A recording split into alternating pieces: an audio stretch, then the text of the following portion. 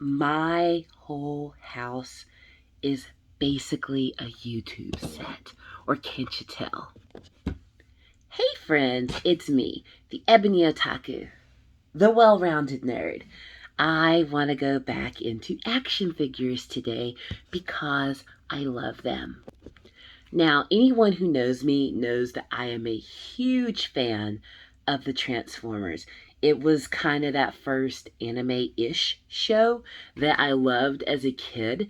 And you know what? It just has a huge nostalgia factor for me. It was fun. It was full of explosions. There were good guys. There were bad guys. But then one day I found out there were more than just guys in the Transformers. So last time I did a huge toy haul looking at a whole bunch of Transformers that I found, Autobots and Decepticons. If you know anything about the Transformers, for the first few years, like especially in Gen 1, they were all male. Like it was just a dude colony, which is fine. You know, hey, here at the Ebony Otaku, we don't judge. We don't care about those kinds of things. But it was very heavily male centric, which if you know anything about cartoons, especially when you're looking at the 70s, 80s, early 90s, they were very gender specific. You look at things like G.I. Joe, the Ninja Turtles, Transformers, and then you look at Jim, My Little Pony, shows like that. They were crafted in such a way that they were targeting a very specific gender and age base, which, hey, that's marketing. Marketing is there to make the money for whatever the product or show is. So, I mean, they did their job. Can't hate on them for that. But, a lot of that led to, hey, I'm a fan of this, but I can tell that it was made for 10-year-old boys and not me, a 10-year-old girl. So what gives? Why can't I have characters that I latch on to? I mean, lucky for me, I never had such hangups because, hey, who is a huge fan of Optimus Prime and Rodimus Prime is me. And honestly, I like Rodimus Prime and Hot Rod more than I like Optimus Prime. I know that's a whole crime in the Transformers community, but hey, that's where I'm at. I'm just being honest. But fortunately, at some point, they realized, hey, girls like this show just as much as boys. Why don't we create toys that will make girls watch our show more and put characters in there so that we can sell more stuff? That's marketing done right. So today, I just want to dedicate this video to the female Autobots. So when I was first getting into Transformers, I think the way that I first got into it wasn't even watching the Saturday morning cartoon because it came out before I was born. Honestly, I saw the movie first, which also came out, yeah, guess my age. But anywho, I also, got into the Transformers via the movie. I loved the movie. Leonard Nimoy's in there, Robert Stack. Like, there's a lot of really cool voices from back in the day, voicing characters in there. Just go look through the list of who's voicing who. It's pretty cool. But anywho, that's when I was introduced to the character of RC, a female Autobot. And I was like, wait, there's girls? There's girls? I didn't know there were girls.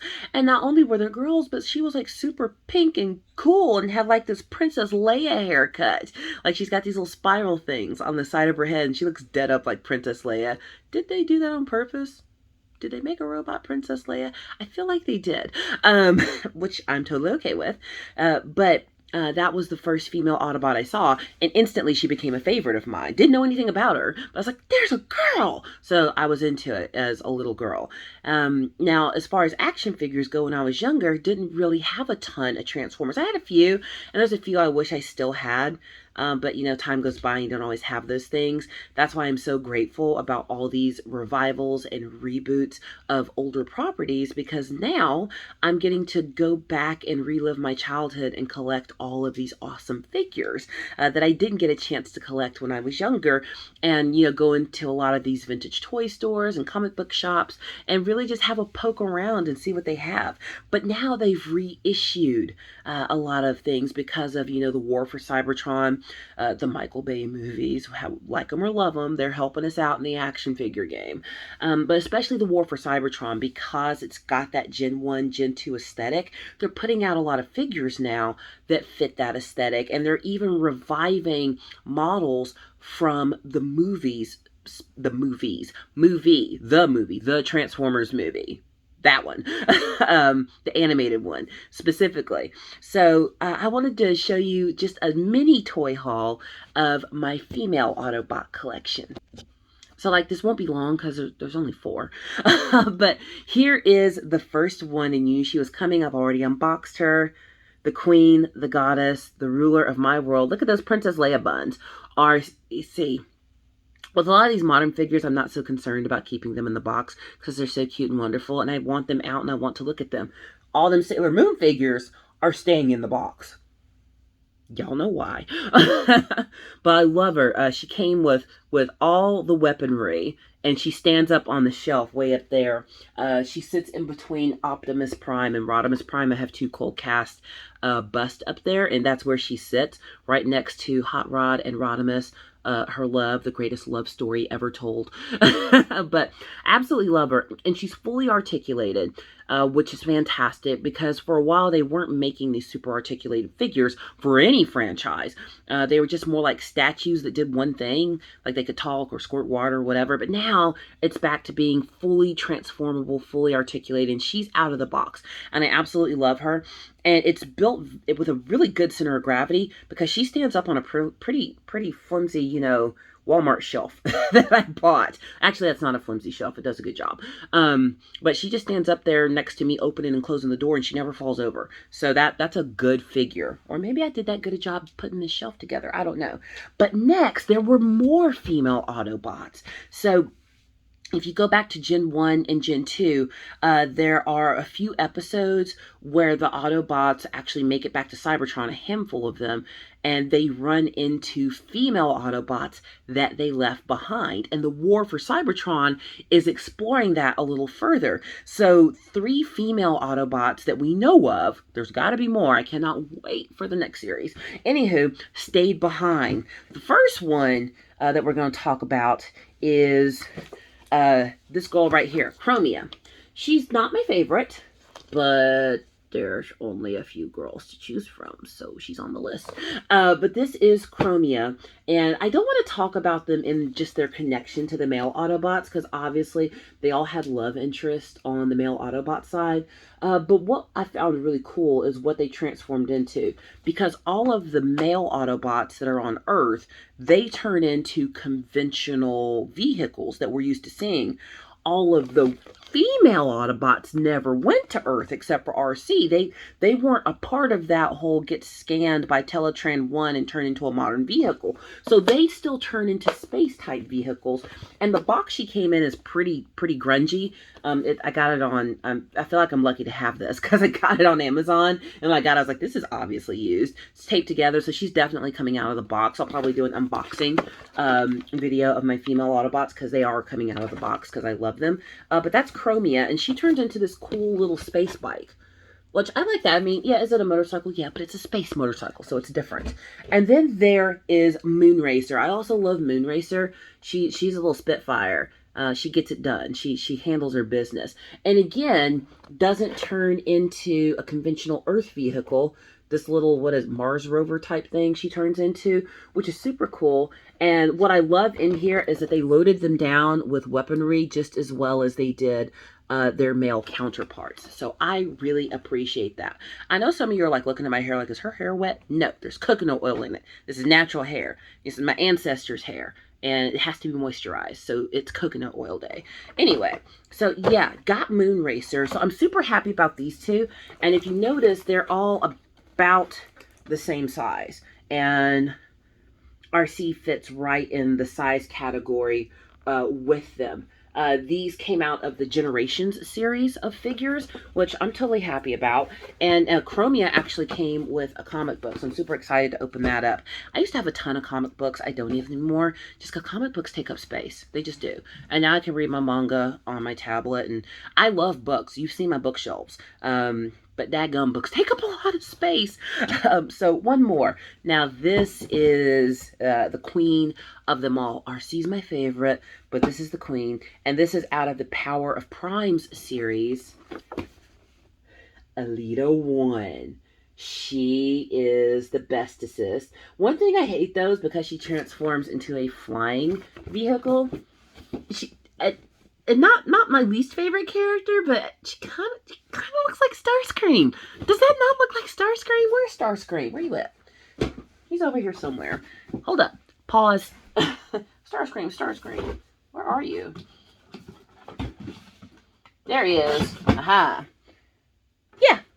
Look at that. So here's Starscream and Elita One. It's okay. Well, it looks a little more like Starscream in the cartoons. Okay, the original cartoons. Anywho, yeah, I'm just a little bothered by it, just a little, but not enough to like, you know, not take her out of the box. She's coming out of the box, and I debated on her, just like with Ultra Magnus. Am I going to take her out of the box? She's pretty sweet. And I doubt this new series of millions upon millions of toys is going to become of any type of important value. Because once it gets to a certain point with figures, is in the box good? Yeah, but after a certain point in the box is unrealistic. And people just want the figure. And her box too, I got her on Amazon as well, and I felt lucky to find her. Her box isn't in the best shape anyway. And if you're going to have something in the box needs to be basically pristine, which all of my Sailor Moons, I mean, look, these are pristine. Look at Sailor Mars. Look at her. Perfect box. All right, I'm a good collector. Anywho, put that back. They need to be in the box in really good condition, and their boxes are not. See, look up here too, the boxes. So she's probably coming out, but Elita One is a prime. Which, if you don't know what the primes are, we can talk about that in another video. But she's a prime, like Optimus Prime, Rodimus Prime. They are leaders amongst the Transformers, amongst the Autobots. They are given special sparks that give them the ability to lead, and they also have the ability to carry the matrix of leadership, which that's a whole other video in itself. And y'all, they've done made a matrix of leadership, a replica. I need it. So there will be a video on that once I get my hands on that thing. I'm also debating getting a Skylynx and then Omega Supreme. I'm not debating. I'm going to get them. It's just a matter of when. But yeah, they got a new Skylynx and a new Omega Supreme out there, and I'm just kind of like, oh, I need them.